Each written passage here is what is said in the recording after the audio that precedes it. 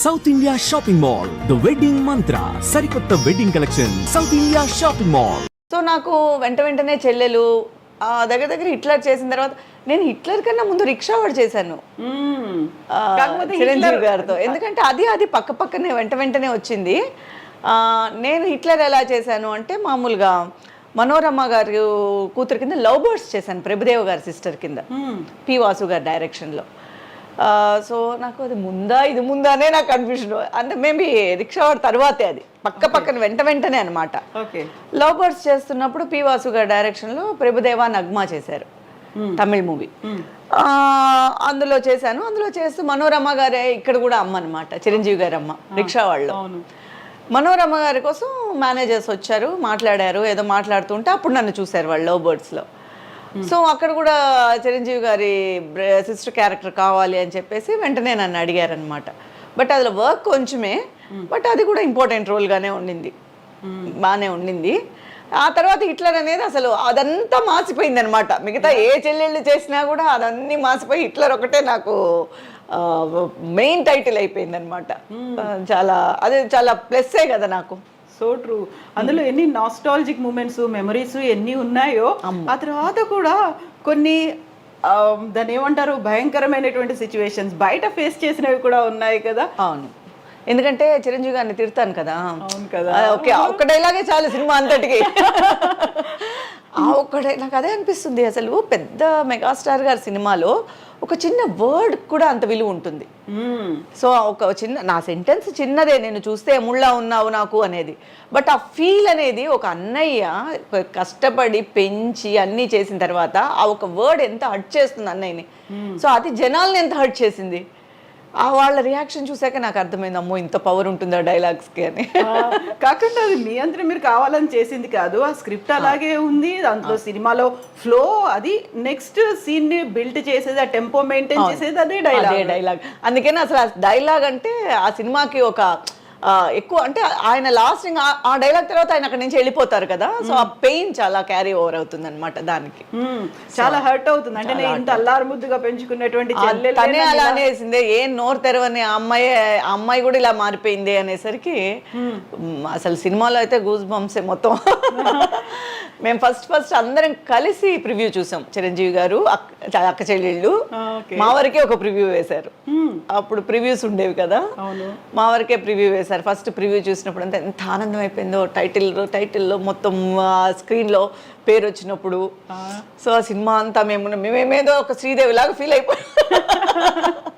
So టోటల్గా పెద్ద heroine లాగా ఫీల్ అనిపించింది అనమాట, చాలా హ్యాపీగా అనిపించింది. సో బయట నువ్వు ఒక ఎమ్ముల్లా కనిపిస్తున్నావు అన్న డైలాగ్ ని ఎలా రియాక్ట్ అయ్యారు, అసలు ఎలా తీసుకున్నారు?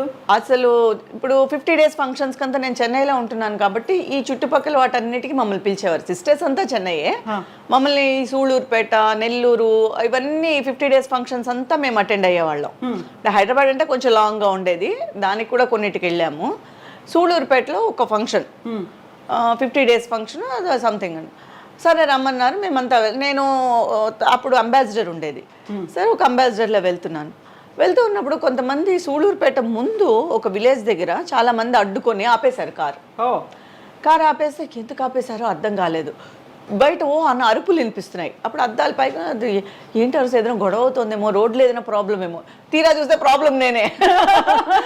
నువ్వు ఎలా అంటావు చిరంజీవి నా మాట అని. సరే నాకు కూడా అందరూ ఉన్నారు కాబట్టి కొంచెం ఇదిగానే, లేదా మళ్ళీ చూడాలంటే చూసి మళ్ళీ ఎందుకు అన్నావు, ఎలా అంటావు అని. మనకేం తెలుసు, ఇది మనం ఇంత ప్రెషర్ ఉంటుందని మనకెలా తెలుసు అనగానే ఒక విధంగా అది హ్యాపీగానే అనిపించింది. అంటే అంత రియాక్ట్ అయ్యారు, అంత ఇన్వాల్వ్ అయ్యారు ఆ డైలాగ్కి. సో ఈ విధంగా కొంచెం కొంచెం మనము ఫేమస్ అయ్యాము అనిపించింది. సో చిరంజీవి గారి మీద ఉన్న అభిమానం ఎలాంటిదో, వాళ్ళ అభిమానులు ఎంత రియాక్ట్ అవుతారో అప్పుడు అర్థమైంది. ఛాన్సే లేదండి. బయట అసలు మనం అనుకుంటాం కానీ మనం చూసేదంతా ఘోరంతే అనిపిస్తుంది. అంత అభిమానం ఒక్కొక్కళ్ళల్లో ఉందండి. ఈ చిన్న రోల్స్ చేసే మా మీదే ఇంత అభిమానం ఉండేటప్పుడు అంత పెద్ద లెజెండ్ యాక్టర్ మీద వాళ్ళ మీద ఉండే ప్రేమ అసలు అతీతం. వాళ్ళు దేనికైనా రెడీ, ఆ ప్రేమకి వాళ్ళు దేనికైనా ప్రాణాన్ని ఇచ్చేసే దానికి కూడా రెడీ. అలా ఉండేవారు. సో ఈ ఇన్సిడెంట్ చిరంజీవి గారితో షేర్ చేసుకున్నారా మీరు, తెలుసా? అంటే ఆ తర్వాత షేర్ చేసుకునేంత తెలీదు, కానీ గొడవ అయిందని అల్లు అరవింద్ గారికి వాళ్ళందరికీ తెలుసు. ఎందుకంటే అక్కడికి వచ్చారు కదా, ఫంక్షన్కి వచ్చిన అందరికీ తెలుసు విమానాన్ని. వాళ్ళు నవ్వుకున్నారు. ఇంకేమంటారు, చిన్నపిల్లని ఇలా అనేసరికి నవ్వుకున్నారు అందరూ. అవునా, సరే నువ్వు బాగానే వచ్చావు కదా, నిన్నేం కొట్టలేదు కదా ఎవరు. సో ఆ తర్వాత వెంకటేష్ గారికి కూడా చెల్లిగా యాక్ట్ చేయడం అనేది. అవును, జయం మనదేరా కూడా నా కెరియర్లో హిట్లర్ తర్వాత గొప్పగా చెప్పుకునే సినిమా జయం మనదేరా.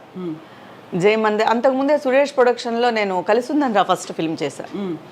కలిసుందన్ రాలో ఒక చిన్న రోల్ అయినా కూడా ఆ రోలే సినిమా మొత్తానికి ఒక ఆయు పట్లాగా. సో టోటల్ బేస్ స్టోరీయే దాని మీదే ఉంటుంది.